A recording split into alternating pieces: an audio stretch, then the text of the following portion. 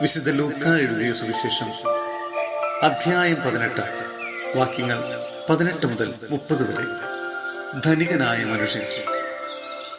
ഒരു അധികാരി അവനോട് ചോദിച്ചു, നല്ലവനായ ഗുരു, നിത്യജീവൻ അവകാശമാക്കാൻ ഞാൻ എന്തു ചെയ്യണം?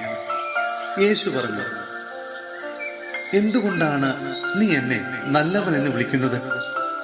ദൈവമല്ലാതെ നല്ലവനായി മറ്റാരുമില്ല. പ്രമാണങ്ങൾ നിനക്കറിയാമല്ലോ. വ്യഭിചാരം ചെയ്യരുത്, കൊല്ലരുത്, മോഷ്ടിക്കരുത്, കള്ളസാക്ഷ്യം നൽകരുത്, പിതാവിനെയും മാതാവിനെയും ബഹുമാനിക്കുക. അവൻ പറഞ്ഞു, ചെറുപ്പം മുതലേ ഇവയെല്ലാം ഞാൻ പാലിച്ചിട്ടുണ്ട്.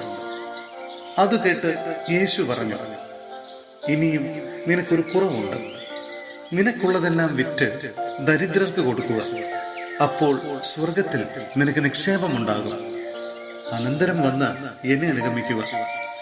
ഇതു കേട്ടപ്പോൾ അവൻ വളരെ വ്യസനിച്ചു, കാരണം അവൻ വലിയ ധനികനായിരുന്നു.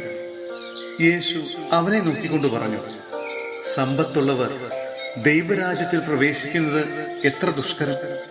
ധനികൻ ദൈവരാജ്യത്തിൽ പ്രവേശിക്കുന്നതിനേക്കാൾ എളുപ്പം ഒട്ടകം സൂചിക്കുഴയിലൂടെ കടന്നു പോകുന്നതാണ്. ഇത് കേട്ടവർ ചോദിച്ചു, അങ്ങനെയെങ്കിൽ രക്ഷ പ്രാപിക്കാൻ ആർക്കു കഴിയും? അവൻ പറഞ്ഞു, മനുഷ്യർക്ക് അസാധ്യമായത് ദൈവത്തിന് സാധ്യമാണ്. പത്രോസ് പറഞ്ഞു, ഇതാ ഞങ്ങൾ സ്വന്തമായവയെല്ലാം ഉപേക്ഷിച്ച് നിന്നെ അനുഗമിച്ചിരിക്കുന്നു. യേശു പ്രതിവദിച്ചു, സത്യമായി ഞാൻ നിങ്ങളോട് പറയുന്നു, ദൈവരാജ്യത്തിനു വേണ്ടി വീടിനെയോ ഭാര്യയെയോ സഹോദരന്മാരെയോ മാതാപിതാക്കളെയോ സന്താനങ്ങളെയോ ഉപേക്ഷിച്ചവരിലാർക്കും ഇക്കാലത്തു തന്നെ അവ അനേക മടങ്ങ് ലഭിക്കാതിരിക്കുകയില്ല. വരാനിരിക്കുന്ന കാലത്ത് നിത്യ ജീവനും. സഹോദരരെ, വിശുദ്ധ യാക്കോബ് ശ്ലീഹ എഴുതിയ ലേഖനം അധ്യായം 5 വാക്യങ്ങൾ 1 മുതൽ 6 വരെ. ധനവാന്മാർക്ക് മുന്നറിയിപ്പ്. ധനവാന്മാരെ, നിങ്ങൾക്ക് സംഭവിക്കാനിരിക്കുന്ന ദുരിതങ്ങൾ ഓർത്ത് ഉച്ചത്തിൽ നിലവിളിക്കുവിൻ.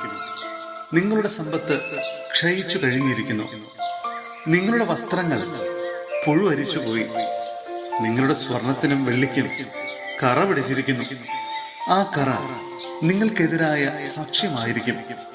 തീ പോലെ അത് നിങ്ങളുടെ മാംസത്തെ തിന്നുകളയും. അവസാനത്തെ നാളുകളിലേക്കാണ് നിങ്ങൾ സമ്പത്ത് ശേഖരിച്ചു വച്ചത്. നിങ്ങളുടെ നിലങ്ങളിൽ നിന്ന് വിളവ് ശേഖരിച്ച വേലക്കാർക്ക് കൊടുക്കാതെ പിടിച്ചു വെച്ച കൂലി ഇതാ നിലവിളിക്കുന്നു.